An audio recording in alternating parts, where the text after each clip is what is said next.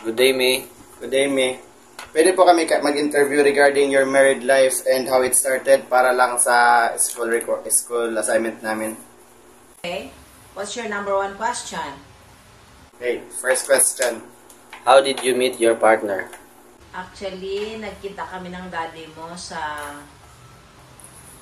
in our place wherein doon siya nag-work as policeman.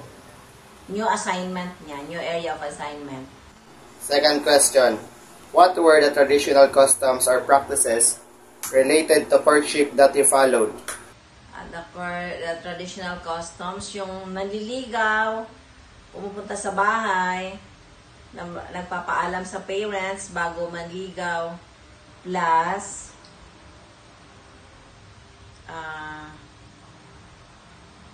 showing respect to my parents. Next. How long did you date before deciding to get married? Actually, it's almost a year bago kami nag-asawa, bago siya nag-propose ng wedding. Next question is, what were some of the biggest adjustments you had to make as a newlywed couple? Actually, simple lang. Yung church wedding kasi kami. So, prior than that, merong tinatawag na pamamanhikan. Meron din parang traditional dance or parang party prior to the wedding day. Tapos merong march from bahay going to church. And after that, merong mga parang reception sa bahay din. Our family and friends, doon parang may kunting salo-salo. Next. How did you manage conflicts or disagreements early in your marriage? Actually, akala ko nung una, ang pag-aasawa is madali lang. Pero, as time goes by, mahirap pala. Totoo yung kasabihan na ang pag-aasawa ay parang hindi kaning isusubo lang. So, from the start, akala ko okay lang kasi bata pa ako nag-asawa. Yung asawa ko, yung daddy niyo may trabaho na siya. Ako, estudyante. So, kinalaunan na-realize namin na mahirap pala. Next. How did you manage your finances as a new couple?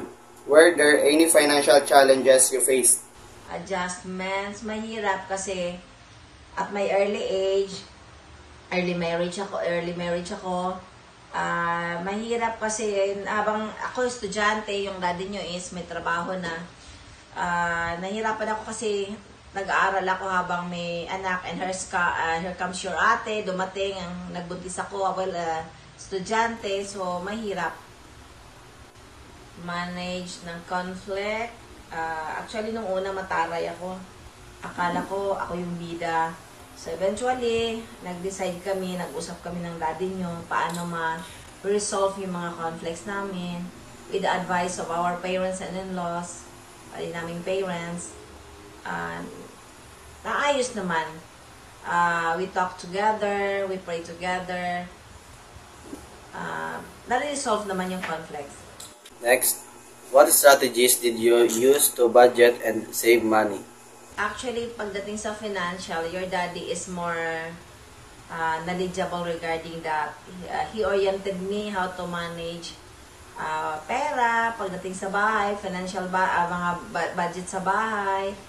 So, yung meron siyang fina-follow na percentage, kailangan mag-save, ito para sa pagkain, ito para sa bahay, para sa kung magkasakit ka. So, transportation, mga ganyan. Si daddy mo yung nag-orient sa akin regarding that matter. And also, mamay and papay oriented me regarding how to save money. Next. How important was family support in your early years of marriage?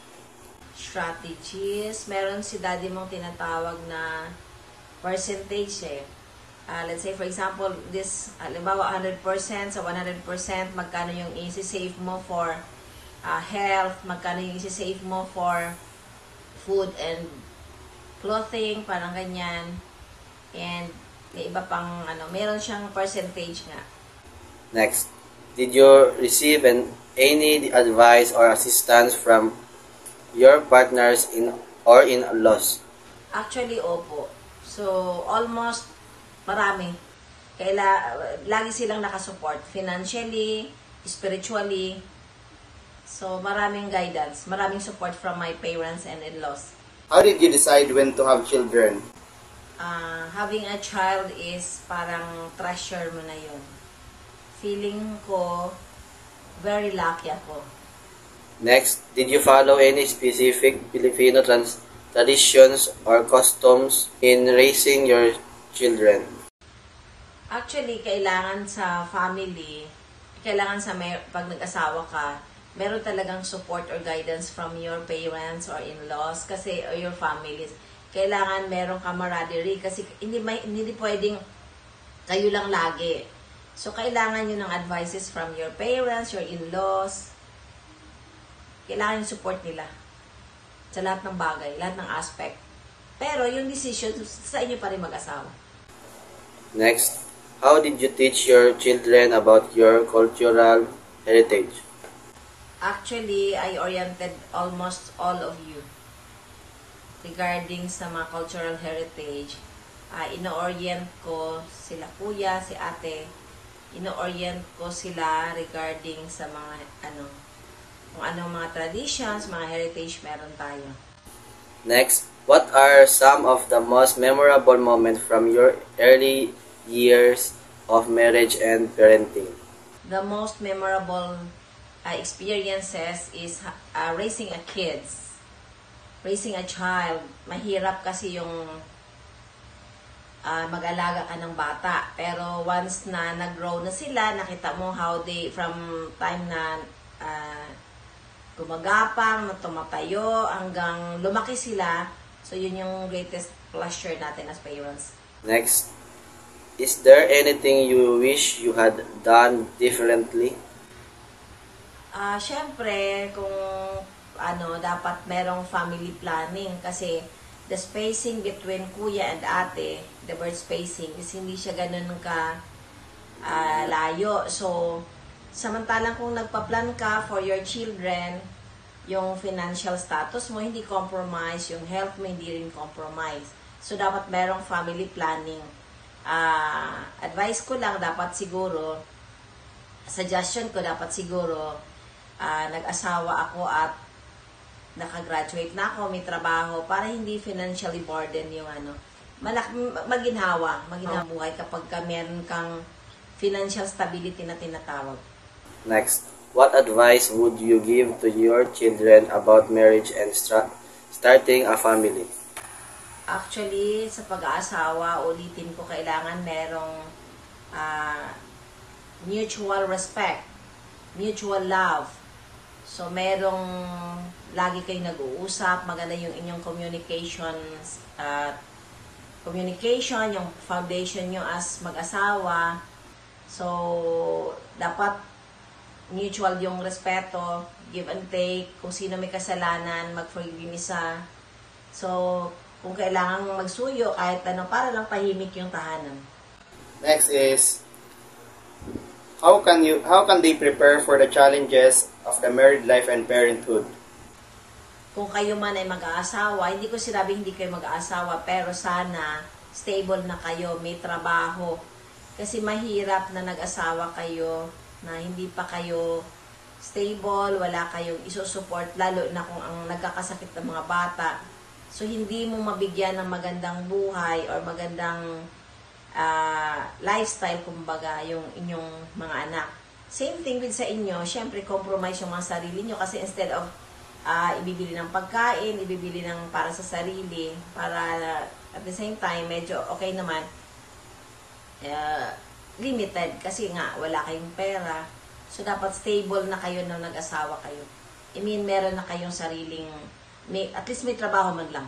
Next, what values or lessons do you hope to pass on to your children regarding family and relationships? Actually, una is you must pray always and kailangan nag-usap kayo palagi. Gawin yung best friend yung isa't isa sa inyo. And last is, how important is it for them to maintain cultural tradition in their own family? Basta sinabi ko lagi, kailangan lagi kayo nag-uusap. Kung magpe-pray kayo together, raising your kids na may takot sa Diyos, parang yung love dapat nandyan lang. Love is in the air, kumbaga. That's all. Thank you. Thank you, May.